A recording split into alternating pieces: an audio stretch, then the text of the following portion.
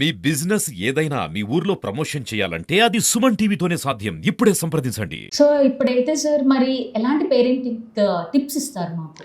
మొదటది వచ్చి మన parenting style ఏదైతే ఉంది ఇప్పుడు ఎన్ని విధాలైన పేరెంటింగ్ స్టైల్స్ ఉన్నాయి, ఇందులో నేను దేన్నైతే పాటిస్తూ ఉన్నాను, దాన్ని ప్రాస్ అండ్ కోన్స్ ఏంటి, అడ్వాంటేజెస్ ఏంటి, టెంపరీ రిలీఫ్ కని మీరు లాంగ్ టర్మ్ గెయిన్ని పాడు చేసుకుంటూ ఉండకండి.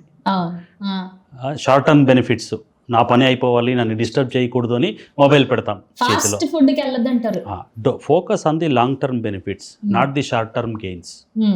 నా స్టైల్ ఏంటి, అందులో ఉండేటటువంటి ఛాలెంజెస్ ఏంటి, ఏ స్టైల్కి నేను రావాలి. Everybody should become an authoritative parent. Not authoritarian, not permissive, not uninterested, definitely not attached.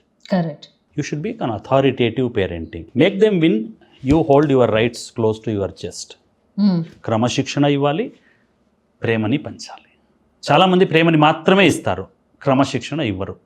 తప్పు. మీరు ఇవ్వకపోయినా బ్రతుకు ఇస్తుంది, but the expenditure will be very high, it will be very costly. లేదంటే పక్కింటి ఆయన ఇస్తాడు, సముదాయంలో సమాజంలో ఎవరో ఒకరు వచ్చి ఇస్తారండి ఖచ్చితంగా, భగవంతుడు చేపిస్తాడు, but cost will be very high and it will be too late. ఒక మొక్కనైతే మనము ఇలా బెండ్ చేయగలమే కానీ ఒక పెద్ద వృక్షాన్ని చేయలేము, విరిగిపోతుంది. So you please know when it is right for the interventions. Authoritative పేరెంట్గా ఉండండి. చాలా మంది ఈ అటాచ్డ్ పేరెంట్గా ఎందుకు మారిపోతారంటే అథారిటేరియన్గా కూడా. దాన్ని చెప్తాను నేను ఇప్పుడు. ఎందుకు ఇలా అవుతారు పేరెంట్స్, పర్మిసివ్ అది ఇది అంటే, మనలో ఒక భ్రాంతి ఉందండి, ఒక భ్రమలో ఉన్నాం మనం. మన పిల్లలు మన నుంచి వచ్చారు.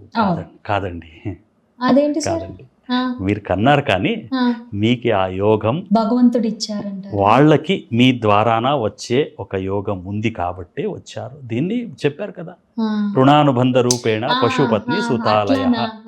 సుతుడు అంటే కేవలం కొడుకు కాదండి, ఎవరు పుట్టితే కూడా వాళ్ళు పిల్లలే. సో పిల్లలు మన మూలంగా వచ్చారండి, ఒక మార్గం మన వల్ల రాలేదు. చాలా మంది బయోలాజికలీ, ఫిజియోలాజికలీ అన్నీ కరెక్ట్గా ఉన్నా కూడా, తపన ఉన్నా కూడా, దే లవ్ పేరెంటింగ్ అన్నా కూడా పిల్లలు కనలేరు కదా. ఏది లోటు లేదు కదా వాళ్ళు. ఎందుకు కనలేదు? ఇప్పుడు అది చాలా ఎక్కువైపోయింది. ఎందుకు కనలేకపోతున్నారు? వాళ్ళు అనుకోలేదు వీళ్ళ ద్వారా. లేదండి, అతడు అనుకోలేదు. అంటే ఆ వేవ్ లెంత్ మ్యాచ్ కావాలి. మీ కర్మ ఖాళీ కాక, ఆ యొక్క ఆత్మకర్మ ఖాళీ కాక ఉన్నప్పుడు ఇది రెండు మ్యాచ్ అయితే తప్ప జన్మం కలగదు, గర్భాంకురం కలగదు. మనం ఎంత తపన పడ్డా, ఎంత కృషి చేసినా ఇది దొరకదండి. అది మ్యాచ్ కావాలి. ఏ మొబైల్కి ఏ సిమ్ కావాలి, ఏ మొబైల్కి ఏ టవర్. ఎలాగైతే మనం అంటే రేడియో వ్యవస్థ మన చుట్టూ ఉందండి, ఈ రూమ్ లో కూడా ఉంది, కానీ మనకు వినిపించడం లేదు పాట. బాలుగారి పాట వినిపించడం లేదు, ఎందుకంటే మనం ఇంకా ఫ్రీక్వెన్సీ ట్యూన్ చేయలేదు అన్నమాట. Birth also happens the same way. చాలా గొప్ప ఫిలాసఫీ అండి ఇది, కర్మ సిద్ధాంతం. ఎందుకు మనిషి ఒక జన్మ, మనిషిదే కాదండి, ఏ ఒక్క జంతువుకి జన్మ లభించినా ఎందుకు జరుగుతుంది జన్మం అనేటటువంటి దాన్ని మనం తీర్చుకోవాలి. ఈ నెలలో పుట్టిన తర్వాత, ఈ గడ్డిలో పుట్టిన తర్వాత మనం తీర్చుకోవాలి. జన్మం ఎందుకు ప్రాప్తమవుతుంది, మనిషి ఎందుకు పుడతాడో, జంతువు ఎందుకు పుడుతుందంటే చాలా తక్కువ కారణాలు ఉన్నాయండి. అసలు 3 కారణాలండి, వేరే లేదు. బయలాజికల్ మీరు ఎలా డిఫైన్ చేసినా ఈ కార్మిక్ ఫిలాసఫీలో ఉండేటటువంటి కారణాలు అయితే మ్యాచ్ కావాలి. మొదటి కారణం, ప్రారబ్ధ కర్మం అనేటటువంటిది ఎక్కువయ్యింది. సంచిత కర్మం అనేటటువంటిది కన్సాలిడేటెడ్ ఫండ్ అండి. మన జన్మాంతరాలుగా మనం సంపాదించుకున్న కర్మఫలం మొత్తం చేస్తే అది సంచిత కర్మ. ఏదో ఒక ఫేజ్ లో మనకి చెప్తారు కదా, ట్యాక్స్ అసెసర్స్, చాలా వచ్చిందండి ప్రాఫిట్, ట్యాక్స్ కట్టేయండి, దాన్ని మనం ప్రారబ్ధ కర్మం అంటాం. ఏదో ఒక ఇది కర్మం ఇలా సంచయిస్తూ ఉన్నప్పుడు ఏదో ఒక పర్టిక్యులర్ స్టేజ్ లో ఆ ప్రారబ్ధ కర్మం అనేటటువంటిది ఎక్కువ అవుతుంది. ఓ ఇప్పుడు నువ్వు వెళ్ళి సెలవు చేసుకొని వచ్చేయి నాయన అని పంపిస్తాడు. అప్పుడు ఆ ఆత్మానికి ఎలిజిబిలిటీ కలుగుతుంది, దానికి సూటబుల్ గర్భం దొరకాలి. ప్లస్ దీనికి ట్రేస్ అయ్యేటటువంటి ఈ కర్మఫలానికి ఏ ఒక్క రీజన్కి అయితే ఇది ఇప్పుడు ఇక్కడికి భూలోకానికి వస్తుందో దాన్ని అనుభవించడానికి కావలసిన పితృ పారంపర్యం లభించాలి. జనరేషన్స్. ఇది లభిస్తే తప్ప అసలు జన్మం అవదండి. First reason. సెకండ్ రీజన్ కారణ జన్మం. కారణ జన్మం అంటే ఏదో ఒక చాలా పెద్ద పర్పస్ ఉంది, దానివల్ల ప్రపంచానికి మొత్తం ప్రపంచానికి మనుకులానికి మంచి జరుగుతుంది కాబట్టి నువ్వు వెళ్ళిపోనాయన, పోయి నీ కర్తవ్యాన్ని నిర్వహించి వాపస్ రా అని పంపుతాడండి. ఒక వివేకానందుడు, ఒక శంకరాచార్యుల వారు, ఒక రామానుజాచార్యుల వారు, మధ్వాచార్యుల వారు ఉండొచ్చు, కారణ జన్మలు అంటారు. ఒక కృష్ణుడు, ఒక రాముడు కారణ జన్ములు. మన జన్మానికి ఉండే మనిషి రూపం ఎత్తే మనకి మంచి చేశాడు. అసలు దైవం అంటే అది గుణాలండి, వ్యక్తి కాదండి. రావణుని ఎందుకు మనం పూజించలేదు, రాముని ఎందుకు పూజిస్తున్నామంటే ఇద్దరు మనుషులే, గుణాలు.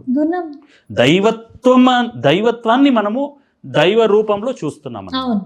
సో మన బ్రతుకికి ఒక కారణాన్ని మనమైతే ఐడెంటిఫై చేయగలిగితే మనము కారణ జన్ములే. నేను చేసుకున్నానండి, అందరూ చేసుకోండి దయచేసి. ఇది రెండవ కారణం. మూడవ కారణం ఎందుకు జన్మం లభిస్తుంది, జననం అవుతుంది అంటే ఇంతటికి వెనకాల జన్మంలో ఏదో ఒక తీరని తపన, చాలా తీక్ష్ణంగా ఉంది ఆ తపన. అంటే ఆ తపనని తీర్చుకోవడానికి ఒక తూరి వెళ్ళిరా నాయన, గోవాకి ట్రిప్ వెళ్ళాలి అంటే మనం వెళ్ళిపోయి వచ్చేస్తాం కదా, అలా పంపుతాడండి భగవంతుడు. ఈ మూడు కారణాలు తప్ప వేరే కారణం వల్ల జన్మాలు లభించు. మన ప్రాప్త కల్పాన్ని తీర్చుకోవడానికి, లేదంటే ఒక కారణ జన్మంగా రావడానికి, లేదంటే మనది ఏదో ఒక తపన ఉంది తీర్చుకోలేదు పూర్వజన్మలో ఏదో ఉంది, సో ఇప్పుడు రావటం కారణం. పూర్వజన్మంలో తీర్చుకోలేని ఒక తపనని తీర్చుకోవడానికి చాలా మంది కనుక, అయ్యో చాలా మంచి వ్యక్తి, ఏది అంత చెడ్డదే జరుగుతుంది ఈ జీవనం, ప్రారంభ కర్మ ఎలా ఉందండి అది చూడాలి కదా. ఆపోజిట్ సైడ్ చాలా చెడ్డవాడు, అన్ని మంచిదే జరుగుతాయి, ఇప్పుడు చూడకు పూర్వజన్మలో చేసేది. కరెక్ట్. ఈ మూడు కారణాలు తప్ప జన్మాలు లభించవు. కాబట్టి చాలా గర్వపడకండి, మీ వల్ల పిల్లలు అని, మీ మూలంగా వచ్చారు, భగవంతుడికి మీరు కృతజ్ఞతలు తెలియచేసుకోవాలి. ఆ వచ్చిన ఆత్మకి కృతజ్ఞతలు తెలియచేసుకోవాలి. మీది బాధ్యత ఉంది, ఎందుకంటే ఏదో ఒక కారణం ద్వారా ఇది వచ్చింది, అందులో మీకు చోటు ఉంది, మీది ఒక బాధ్యత ఉంది, దాన్ని ఖచ్చితంగా నిర్వహించి తీరాలి. ఇది first realisation. My child is not because of me, it is through me, not because of